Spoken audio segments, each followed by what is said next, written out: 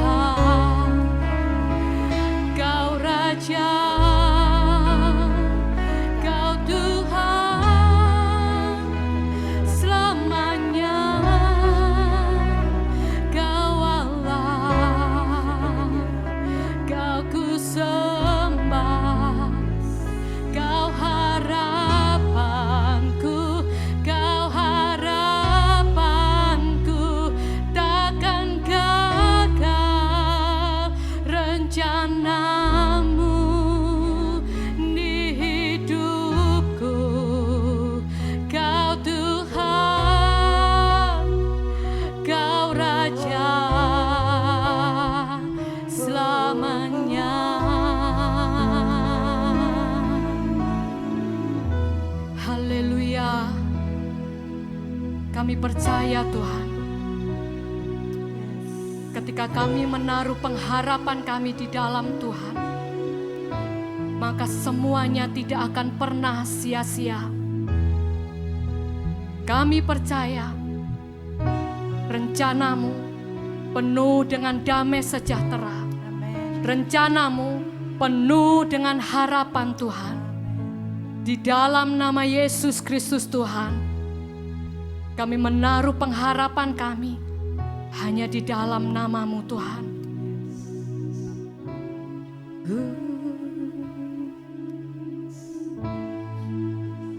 Harapanku di dalam-Mu, hanya Kau Yesus kuatku. Ku percaya, ku aman dalam-Mu.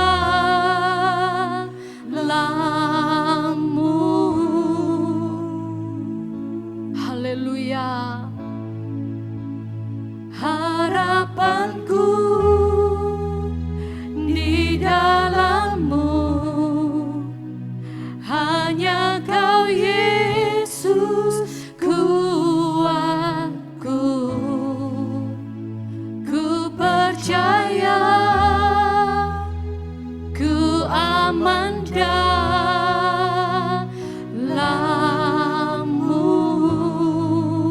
Ku percaya Tuhan, ku percaya, ku aman dalam-Mu.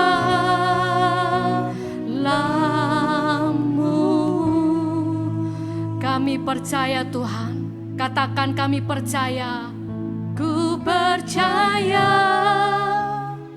ku aman dalam-Mu.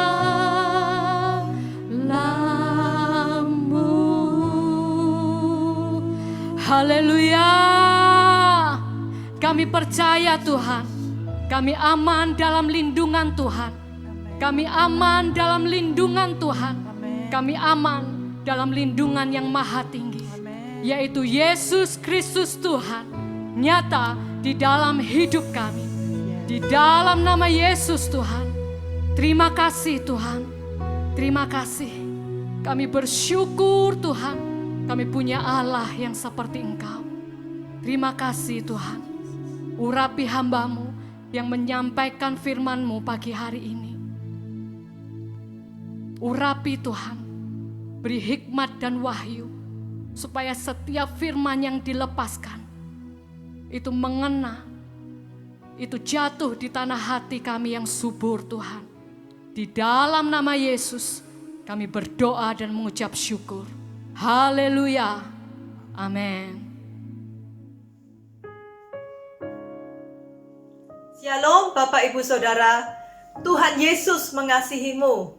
Saya percaya jika Bapak Ibu Saudara mendengarkan firman ini, itu karena bukan kebetulan, karena Tuhan mengasihimu dan ingin agar engkau mendengarkan isi hatinya. Hari ini saya ingin membagikan sebuah firman yang saya beri judul 5 bahaya di akhir zaman. Bapak Ibu Saudara, sesungguhnya kita saat ini sedang berada di penghujung akhir zaman. Kita ada di sebuah masa-masa yang sukar. Kita ada di sebuah masa di mana banyak hal terjadi yang tidak pernah terjadi sebelumnya. Hal-hal yang belum pernah kita alami sebelumnya, kita alami hari-hari ini. Selain pandemi COVID-19 dan berbagai masalah yang mengikutinya, kita diperhadapkan pada suatu masa-masa yang tidak mudah. Karena itu Bapak Ibu Saudara, saya percaya bahwa Tuhan menghendaki setiap anak-anaknya bisa melewati masa-masa ini dengan baik, karena Tuhan ingin kita memenangkan pertandingan iman kita. Kita seperti seorang pelari yang berlomba dalam perlombaan iman, ada dalam gelanggang pertandingan, dan Tuhan mau kita bisa menyelesaikan dengan baik pertandingan kita. Bapak Ibu Saudara, saya ingin share sebuah mimpi dari suami saya pada awal tahun 2020. Suami saya bermimpi dia sedang ada dalam sebuah mobil bersama seorang rekan, seseorang yang menyetir mobil ini. Dan di mobil itu ada banyak orang yang lain. Pada waktu seorang ini memegang setir dan dia mulai hendak menyetir mobil ini dan mulai berjalan, suami saya hendak memberikan nasihat, arahan jalan mana yang harus ditempuh. Dan ada sebuah jalan yang waktu itu dilihat oleh suami saya, jalan itu rusak, tidak bisa dilewati. Dan suami saya mengkomunikasikan, mengatakan kepada orang tersebut, jangan lewat jalan itu adalah jalan yang rusak, tidak akan mungkin bisa melewatinya. Kita tidak akan mungkin bisa melewati jalan tersebut. Tapi orang yang memegang setir ini, Bapak Ibu Saudara, tidak mendengarkan nasihat dari suami saya, tidak menghiraukan dan memutuskan untuk tetap menjalankan kendaraan tersebut memasuki jalan yang rusak itu, Bapak Ibu Saudara. Dan sebagai akibatnya, di mimpi penglihatan yang dilihat oleh suami saya, kendaraan itu terguling ya karena jalannya rusak, dan peristiwanya sangat mengerikan, Bapak Ibu Saudara. Tetapi dari mimpi ini kami berdoa, kami suami istri berdoa agar ini digagalkan. Kami berdoa, kami minta belas kasihan Tuhan supaya ini tidak terjadi. Karena saya percaya kalau Tuhan memberikan mimpi seperti ini, Tuhan ingin memberikan peringatan supaya kita tidak perlu mengalaminya, Bapak Ibu Saudara. Saya ingin menyampaikan firman ini sehubungan dengan mimpi ini sebelum melewati tahun 2020. Saya ingin agar tidak ada seorang pun dari kita yang salah mengambil jalan, Bapak Ibu Saudara. Tidak ada seorang pun di antara kita yang merasa bahwa kita memegang setir atas hidup kita, kita bisa menjalankan mobil kehidupan kita. Kita merasa bisa mengambil jalan sesuai yang kita mau. Bapak Ibu Saudara, jika kita sedang berada pada posisi menyetir, itu bukan berarti kita maha tahu, bukan berarti kita mengetahui jalan-jalan yang harus kita tempuh. Sebagai contoh saya sendiri, saya adalah orang yang bisa menyetir karena saya pernah belajar menyetir, tapi saya bukan orang yang hafal jalan, Bapak Ibu Saudara. Jika jalan tersebut jarang saya lalui, saya butuh bantuan Google Maps atau aplikasi penunjuk jalan lainnya. Itu sebabnya saya membutuhkan orang, teman, atau aplikasi untuk membantu saya mencari jalan supaya saya bisa ke tempat yang saya tuju. Dari sini saya ingin mengatakan, Bapak Ibu Saudara, mari kita renungkan bersama-sama. Mari kita lihat teropong kehidupan kita. Jika engkau ada dalam posisi engkau bisa menyetir kehidupanmu, engkau mengira bahwa saat ini engkau punya kendali, engkau punya kuasa, engkau bisa menentukan dengan mungkin engkau punya kepandaian, engkau punya hikmat, engkau punya pengalaman, engkau merasa bahwa engkau menyetir ke arah yang benar. Engkau merasa bahwa engkau sudah menyetir, mobilmu bagus, ya, mobil kehidupanmu itu bagus, tidak rusak, engkau bisa menyetir dengan baik. Tapi jalan apa yang kau tempuh? Jalan mana yang kau pilih, yang kau jalani? Itu juga menentukan. Sekalipun kita punya mobil bagus, sekalipun kita punya keahlian menyetir, Bapak Ibu Saudara, tapi kalau jalan yang kita tempuh itu salah, jalan yang kita tempuh itu rusak seperti yang dilihat oleh suami saya, maka sebaiknya kita tidak menempuh jalan itu. Kita harus mencari jalan yang lain, jalan yang baik, yang bisa dilewati sehingga semua bisa selamat sampai di tujuan. Saya percaya ini merupakan sebuah peringatan bagi setiap kita. Dan jika kita membaca di kitab Ibrani, Bapak Ibu Saudara, ada 5 peringatan, kalau disimpulkan 5 tanda bahaya. Ini seperti rambu-rambu jalan. Kalau kita sedang menjalankan kendaraan kita, kita akan lihat di jalan ini kita melihat rambu seperti ini untuk mengingatkan kita agar bisa mengendara dengan baik. Kita mungkin melihat rambu-rambu yang lain juga. 5 tanda bahaya yang diberikan oleh penulis kitab Ibrani adalah 5 tanda bahaya yang harus kita perhatikan sungguh-sungguh dalam kita menjalani kehidupan kekristenan kita hari-hari ini, Bapak Ibu Saudara. Bahaya yang pertama, kita buka di Ibrani pasal 2 ayat yang pertama. Bahaya yang pertama ini saya beri nama, saya sebutkan bahaya hanyut di bawah arus. Bahaya terombang-ambing. Saya bacakan Ibrani pasal 2 ayat pertama. Karena itu harus lebih teliti kita memperhatikan apa yang telah kita dengar, supaya kita jangan hanyut di bawah arus. Bapak Ibu Saudara, kita seringkali menghadapi ada banyak arus di dunia ini. Kalau kita mendengar berita-berita, ya, baik itu hoax atau beritanya benar sungguhan, berita-berita tersebut akan menciptakan sebuah arus yang bisa membawa kita, menyeret kita. Kita juga mendengarkan opini-opini orang, pendapat-pendapat orang, dan opini-opini tersebut, apalagi jika itu opini yang mayoritas, maka itu bisa membuat kita hanyut ikut karena kita mengira itulah opini yang benar, Bapak Ibu Saudara. Apa yang menjadi penyebab dari bahaya yang pertama ini, bahaya hanyut terbawa arus? Saya temukan bahwa penyebabnya adalah kelalaian, pengabaian, Bapak Ibu Saudara. Jika Bapak Ibu Saudara lalai membaca kitab suci, jika Bapak Ibu Saudara lalai tidak meluangkan waktu untuk saat teduh, untuk berdoa, mencari wajah Tuhan, mencari pimpinan Tuhan, kelalaian demi kelalaian ini akan menyebabkan kita lebih banyak menerima konsumsi dari dunia daripada kita menerima konsumsi dari surga. Kita memang masih hidup di dunia, tapi sebagai anak-anak Tuhan yang ingin menyelesaikan gelanggang pertandingan dengan baik, kita harus menerima konsumsi dari surga, Bapak Ibu Saudara. Kita harus menerima berita-berita dari surga.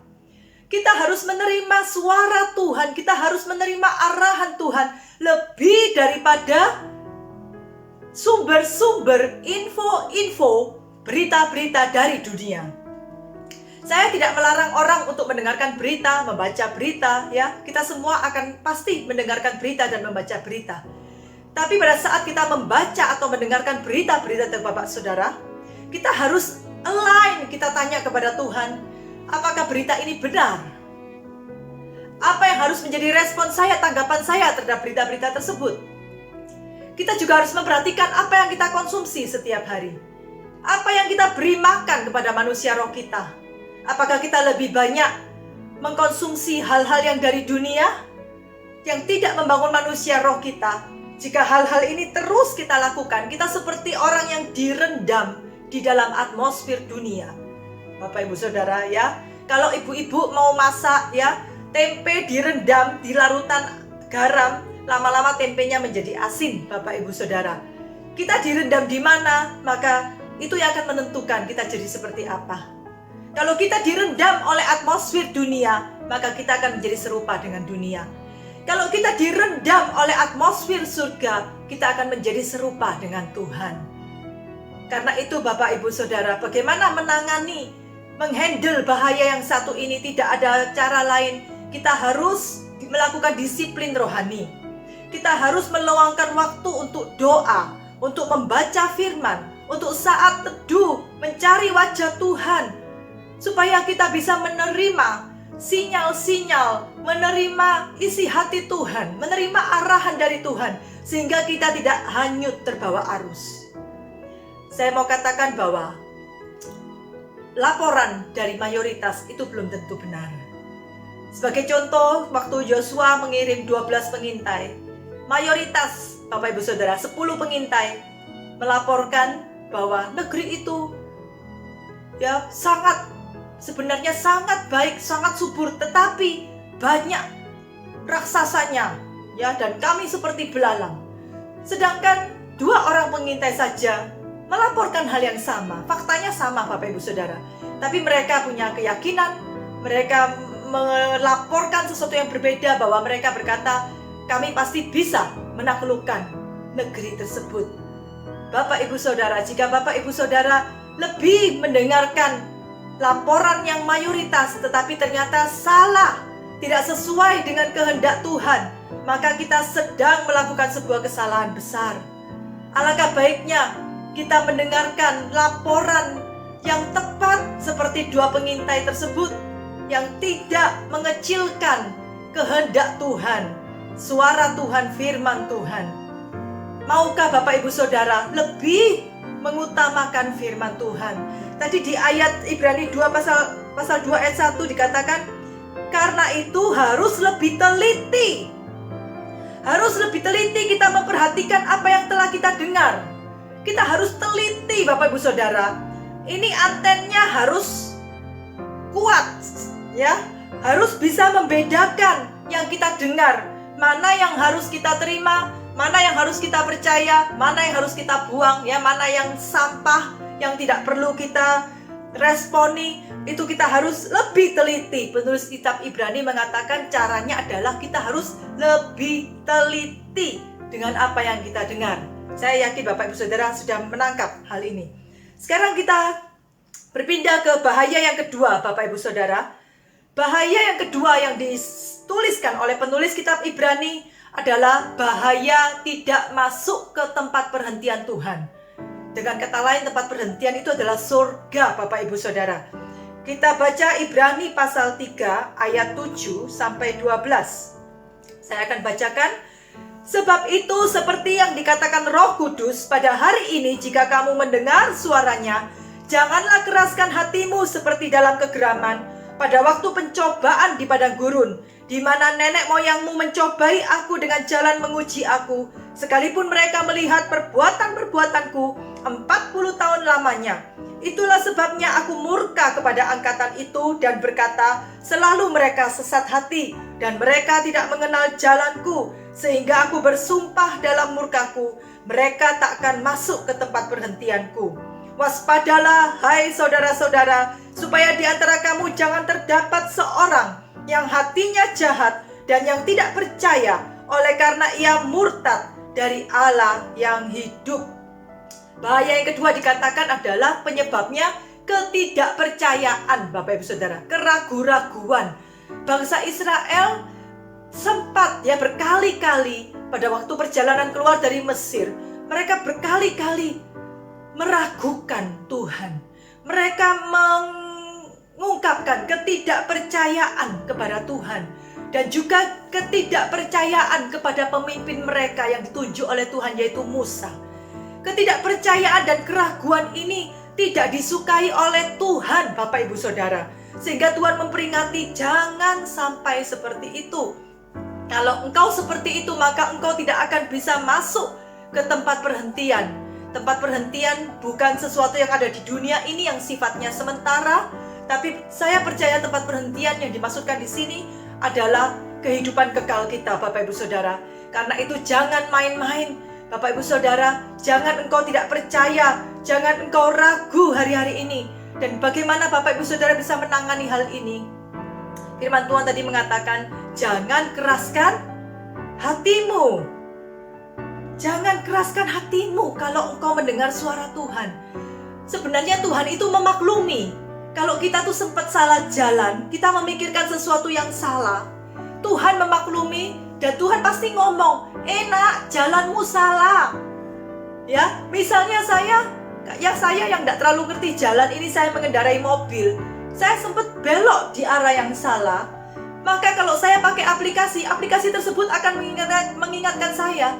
Kalau saya salah, dia akan menyuruh saya kembali ke jalan yang benar.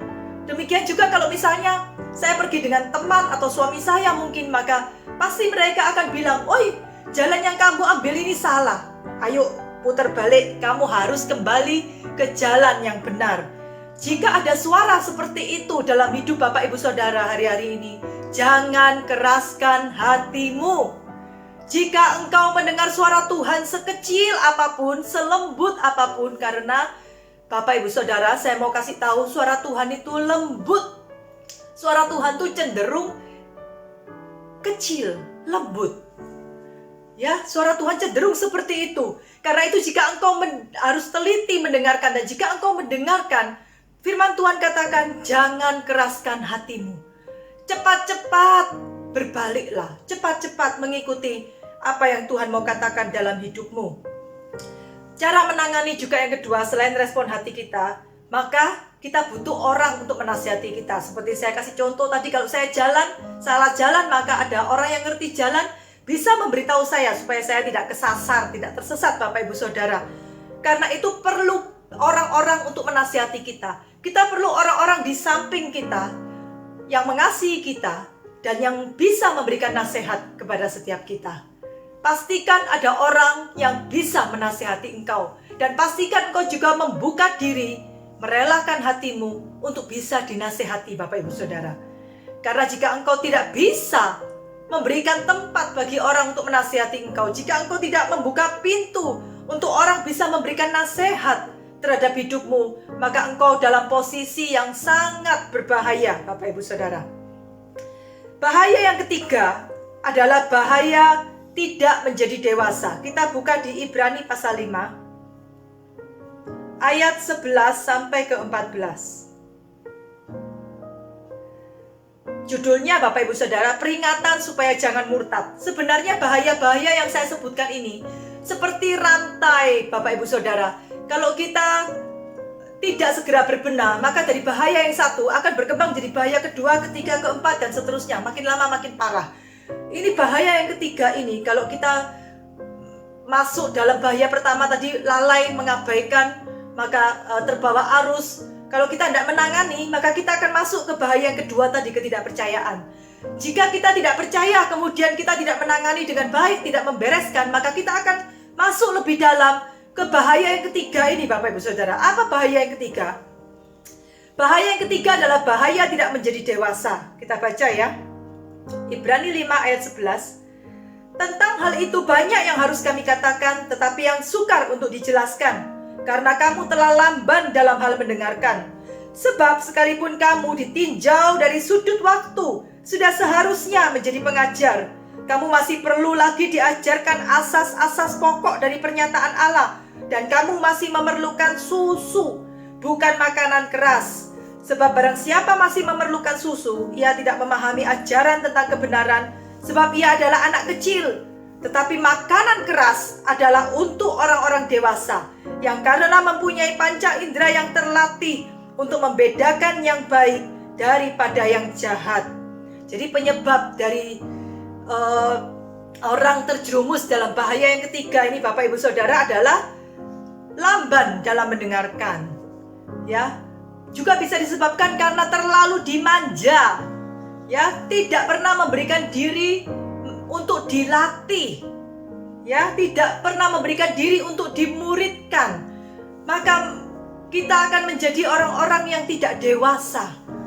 Bapak Ibu yang sebagai orang tua pasti tahu, anak yang tidak pernah dilatih, anak yang terus dimanja, anak yang terus diikuti kemauannya, anak yang tidak pernah mendengar kata penolakan.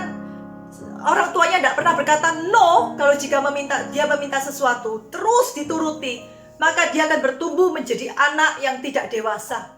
Dia akan bertumbuh menjadi anak yang egois, yang harus selalu dituruti kemauannya, dan dia tidak bisa menjadi dewasa, Bapak Ibu Saudara.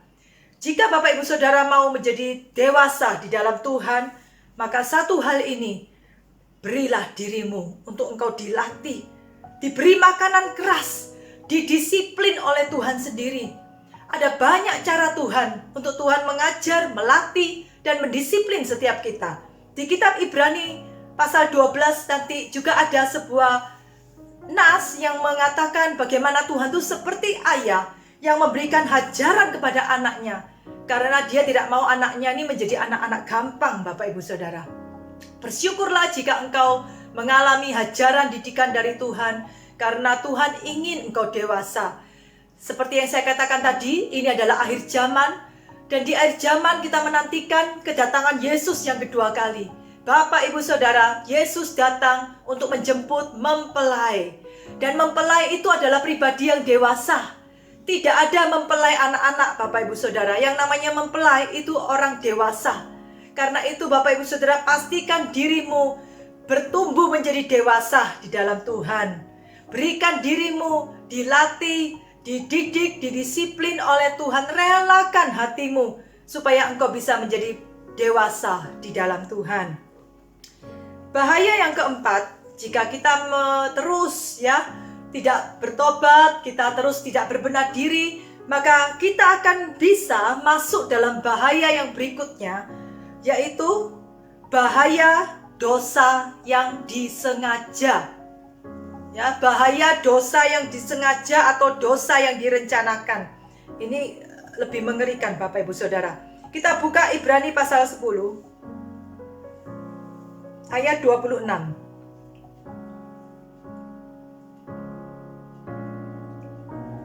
Firman Tuhan mengatakan seperti ini juga sebuah peringatan bagi setiap kita. Sebab jika kita sengaja berbuat dosa, sesudah memperoleh pengetahuan tentang kebenaran, maka tidak ada lagi korban untuk menghapus dosa itu. Tetapi yang ada ialah kematian yang mengerikan akan penghakiman dan api yang dahsyat yang akan menghanguskan semua orang durhaka. Jika ada orang yang menolak hukum Musa, ia dihukum mati tanpa belas kasihan atas keterangan 2 atau 3 orang saksi. Betapa lebih beratnya hukuman yang harus dijatuhkan atas dia yang menginjak-injak anak Allah, yang menganggap najis darah perjanjian yang menguduskannya, dan yang menghina roh kasih karunia. Bapak Ibu Saudara, bahaya yang keempat adalah bahaya kita melakukan dosa yang disengaja setelah kita memperoleh pengetahuan tentang kebenaran. Jika kita belum memperoleh pengetahuan tentang kebenaran, kita berbuat dosa, kita menerima pengampunan dosa. Pada saat kita datang bertobat, maka Tuhan mengampuni. Tetapi jika kita sudah mengetahui tentang kebenaran, sudah menerima keselamatan di dalam Kristus, tetapi kita dengan sengaja, dengan terencana melakukan dosa, maka ini sangat mengerikan. Bapak Ibu Saudara, Tuhan mengatakan jangan sampai, karena akibatnya adalah kematian yang mengerikan. Bapak Ibu Saudara, apa penyebab dari dosa yang disengaja ini? Waktu saya merenungkan dan saya mempersiapkan firman ini, Bapak Ibu Saudara, saya menemukan bahwa yang menjadi penyebab dari dosa yang disengaja ini adalah kekecewaan, kebencian, dan kelelahan rohani. Bapak Ibu Saudara, ini bisa dialami oleh semua anak Tuhan. Semua anak Tuhan dalam perjalanan hidupnya, dia bisa mengalami gesekan, konflik. Dia bisa mengalami kekecewaan, mungkin harapan yang tidak terpenuhi. Dia menginginkan sesuatu tapi tidak terpenuhi. Dia juga bisa mengalami konflik dengan orang lain, Bapak Ibu Saudara. Tapi Tuhan berkata, jangan menjadi kecewa, jangan menjadi benci. Atau mungkin engkau mengalami kelelahan rohani, engkau pelayanan, banyak sekali pelayananmu. Suatu saat Bapak Ibu Saudara, engkau bisa mengalami kelelahan rohani. Dan jika engkau mengalami kelelahan rohani, engkau tidak diperbarui, tidak masuk dalam hadirat Tuhan, dan tidak diperbarui kembali, maka kita sedang berhadapan dengan sebuah bahaya, Bapak Ibu Saudara. Bahaya yang keempat ini yaitu bahaya dosa yang disengaja setelah kita mengetahui kebenaran. Karena itu, apa yang harus kita lakukan Bapak Ibu Saudara untuk menangani hal ini? Kita harus mengembangkan ketekunan menderita.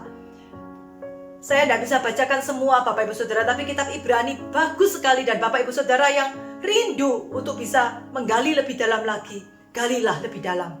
Bapak Ibu Saudara bisa membaca sendiri seluruh pasal, 13 pasal di kitab Ibrani ini.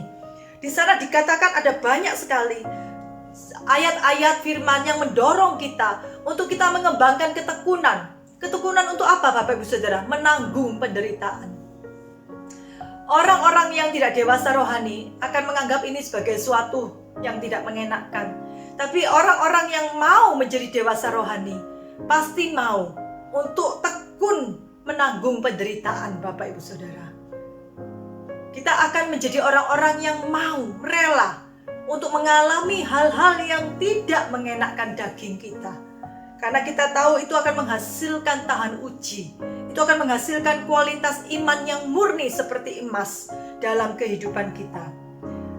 Cara menangani yang kedua, selain dari kita mengembangkan ketekunan, Bapak Ibu Saudara, untuk mengatasi bahaya yang keempat ini dibutuhkan doa syafaat dari saudara seiman, dari Bapak dan Ibu rohani kita. Bersyukurlah jika Bapak Ibu Saudara ada dalam sebuah komunitas, engkau punya saudara seiman, engkau punya orang-orang yang mendoakan engkau, engkau punya Bapak Ibu rohani yang mendoakan engkau.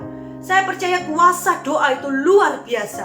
Pada saat orang-orang sedang mengalami penderitaan, aniaya secara mental, secara emosi, pada saat seseorang mengalami kelelahan rohani, maka doa syafaat dari orang-orang yang ada di sekelilingnya itu menopang, sehingga yang lelah ini bisa tetap tegak berdiri, Bapak Ibu Saudara.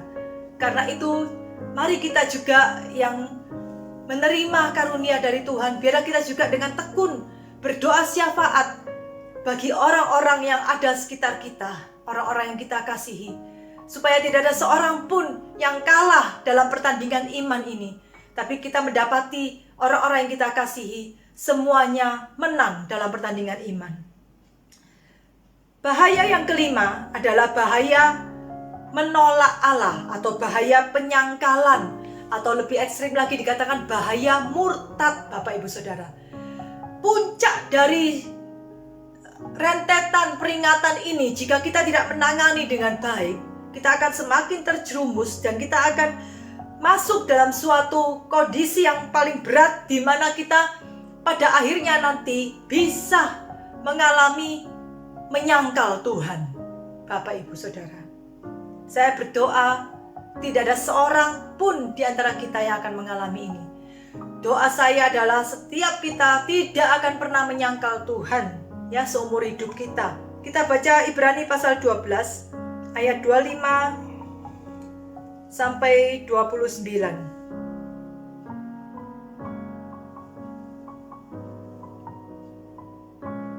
Jagalah supaya kamu jangan menolak Dia yang berfirman. Sebab jikalau mereka yang menolak Dia yang menyampaikan firman Allah di bumi tidak luput, apalagi kita jika kita berpaling dari Dia yang berbicara dari surga. Waktu itu suaranya menggoncangkan bumi, tapi sekarang Ia memberikan janji, satu kali lagi aku akan menggoncangkan bukan hanya bumi saja, melainkan langit juga. Ungkapan satu kali lagi menunjuk kepada perubahan pada apa yang dapat digoncangkan, karena Ia dijadikan supaya tinggal tetap apa yang tidak tergoncangkan. Jadi karena kita menerima kerajaan yang tidak tergoncangkan, marilah kita mengucap syukur dan beribadah kepada Allah menurut cara yang berkenan kepadanya dengan hormat dan takut. Sebab Allah kita adalah api yang menghanguskan. Bapak Ibu Saudara, peringatan yang terakhir adalah jangan menolak Tuhan. Jangan menyangkal Tuhan. Apapun yang engkau alami dalam hidupmu, kesulitan apapun yang engkau hadapi, jangan menolak Tuhan. Penyebab dari orang-orang terjerumus sehingga menjadi murtad dan menolak Tuhan adalah tidak mengerti tentang salib. Kita harus mengerti tentang salib. Kita harus mengerti bahwa Tuhan memang menghendaki kita untuk memikul salib.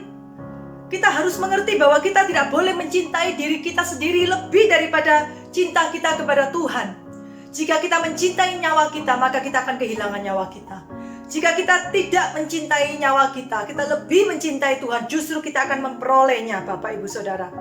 Karena itu penanganan untuk kita mengatasi bahaya yang terakhir ini, Bapak Ibu Saudara, kita harus mengambil sebuah keputusan untuk mati terhadap diri sendiri, memikul salib, menaruh pengharapan dalam kekekalan. Saya akan bacakan Ibrani pasal 12, ini akan terakhir yang kita baca. Sebuah seruan bagi setiap kita, Ibrani pasal 12 ayat 12 sampai 17. Karena kita mempunyai banyak saksi, bagaikan awan yang mengelilingi kita, marilah kita menanggalkan semua beban dan dosa yang begitu merintangi kita, dan berlomba dengan tekun dalam perlombaan yang diwajibkan bagi kita. Marilah kita melakukannya dengan mata yang tertuju kepada Yesus, yang memimpin kita dalam iman, dan yang membawa iman kita itu kepada kesempurnaan, yang dengan mengabaikan kehinaan, tekun memikul salib ganti sukacita yang disediakan bagi Dia, yang sekarang duduk di sebelah kanan tata Allah.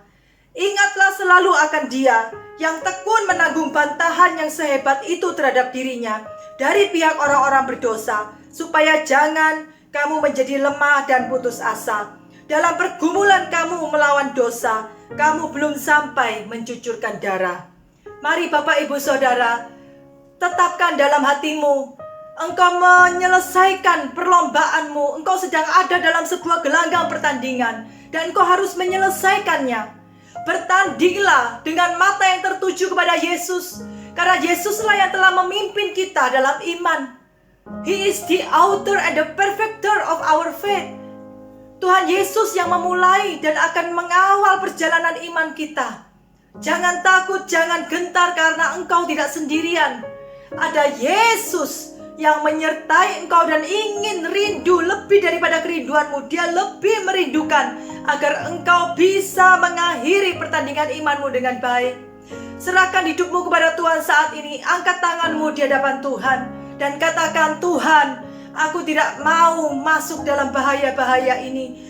Aku mau Tuhan agar aku bisa menyelesaikan pertandingan imanku dan menyelesaikannya dengan baik, karena Engkau bersama-sama dengan aku. Mari Bapak, Ibu, Saudara, kita putuskan hari ini. I have decided to follow Jesus. No turning back. No turning back. I have decided to follow Jesus. No turning back. Biarlah ini yang menjadi keputusan kita semua. Tuhan Yesus memberkati.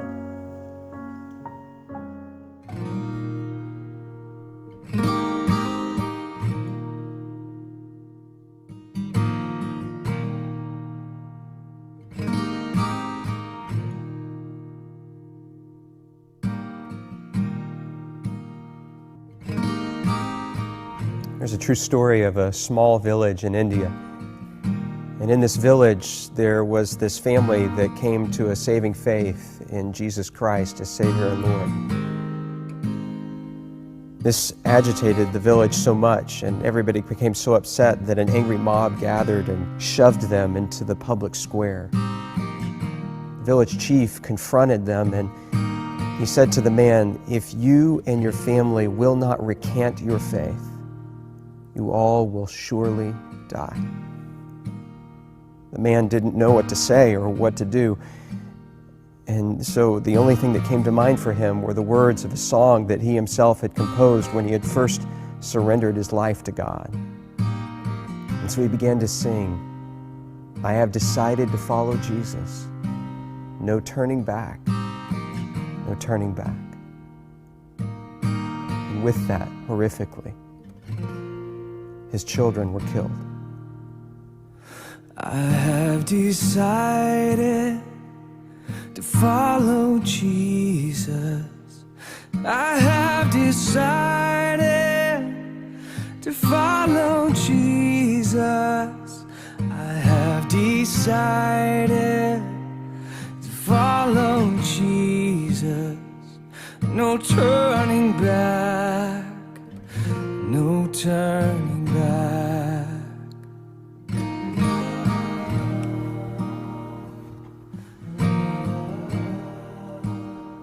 He was given another chance, this time with his wife's life on the line.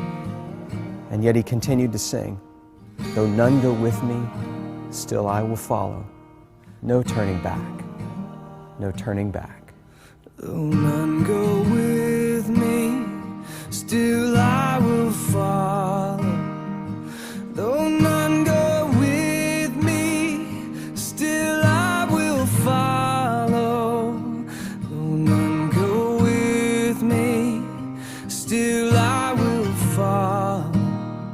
No turning back, no turning back. After her tragic death, he was given one final opportunity, this time to save himself.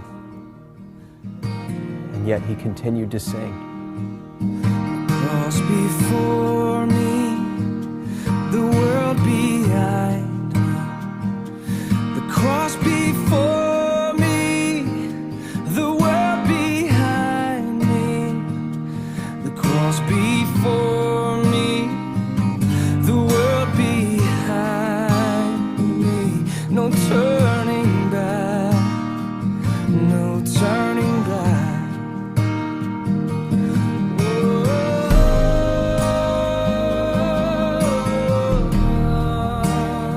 Even though that man and his family died on that day, something remarkable happened. A seed was planted in the heart of that village chief, a seed that began to grow over time, and eventually he called the community together in that very same neighborhood, in that very same square, and he renounced his former faith and declared his allegiance to Jesus Christ. And a celebration broke out in that moment, and the gospel began to flourish and to grow in that community, not just in that village, but across the whole region, because they had seen real faith, and they knew the true character of God because of a family that believed and sacrificed, even under the penalty of death. No turning back. No turning back.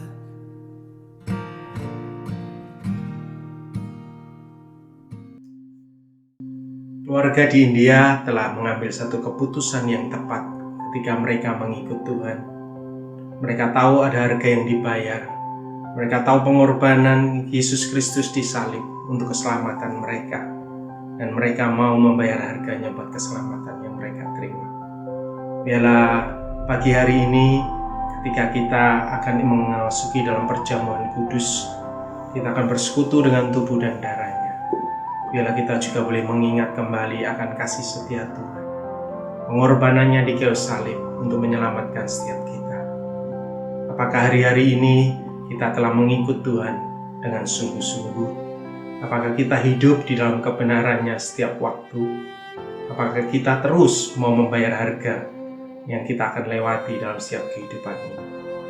Biarlah melalui perjamuan kudus ini kita mulai memperbarui komitmen, memperbarui perjanjian kita dengan Tuhan, bahwa kita telah ditebus dan kita mau hidup di dalam kebenarannya bersama dengan Kristus, sekalipun ada harga yang harus dibayar.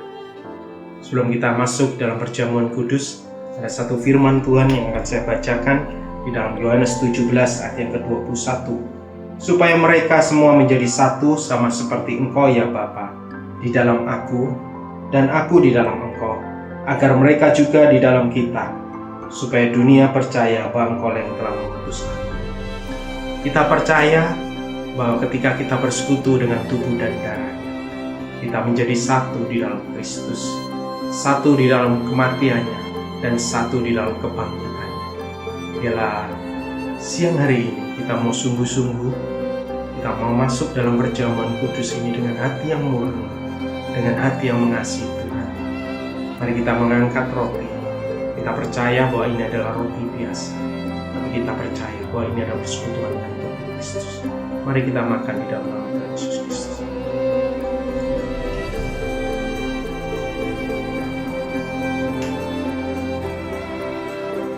Mari kita mengangkat anggur.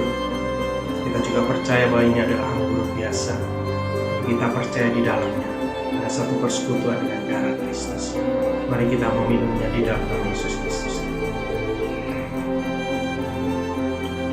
Terima kasih Tuhan, terima kasih. Haleluya Yesus.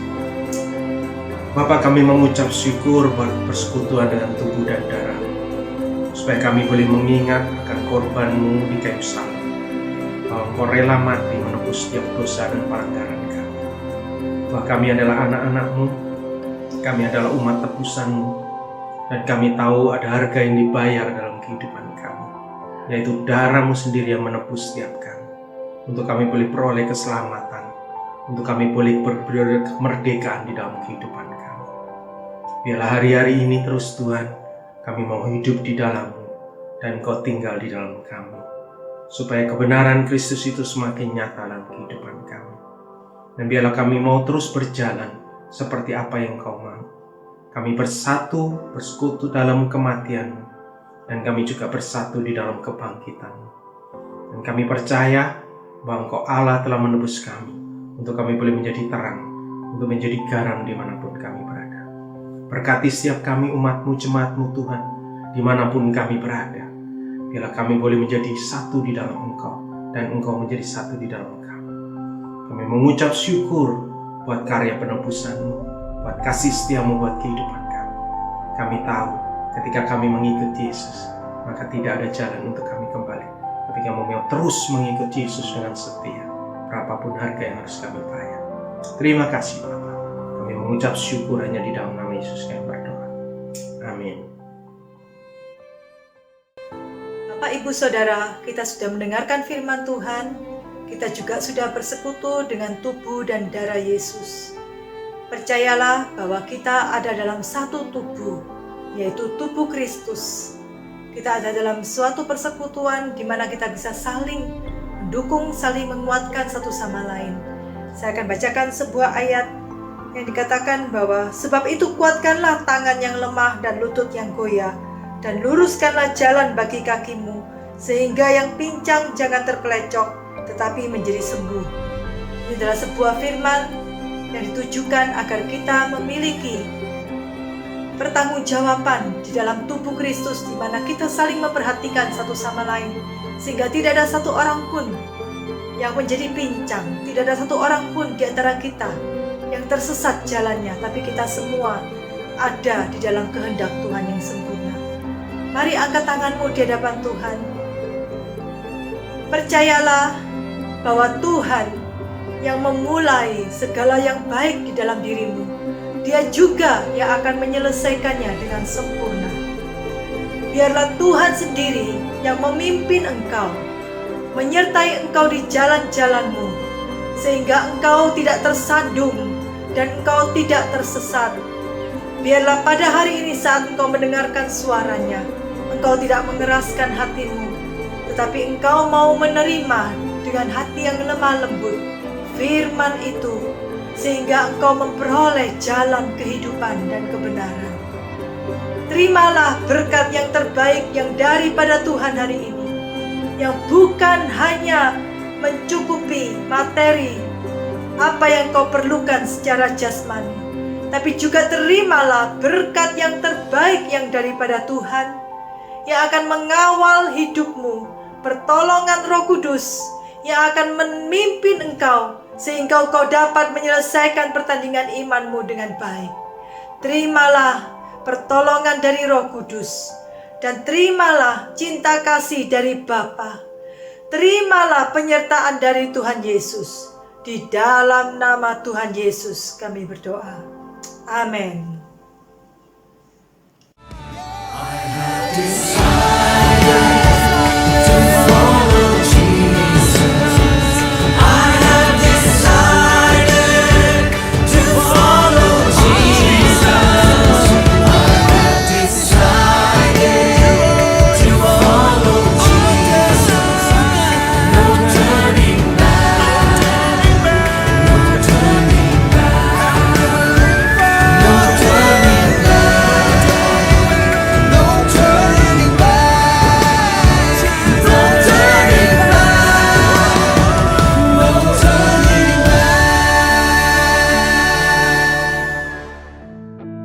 Paul said, "Who can separate me from the love of Christ?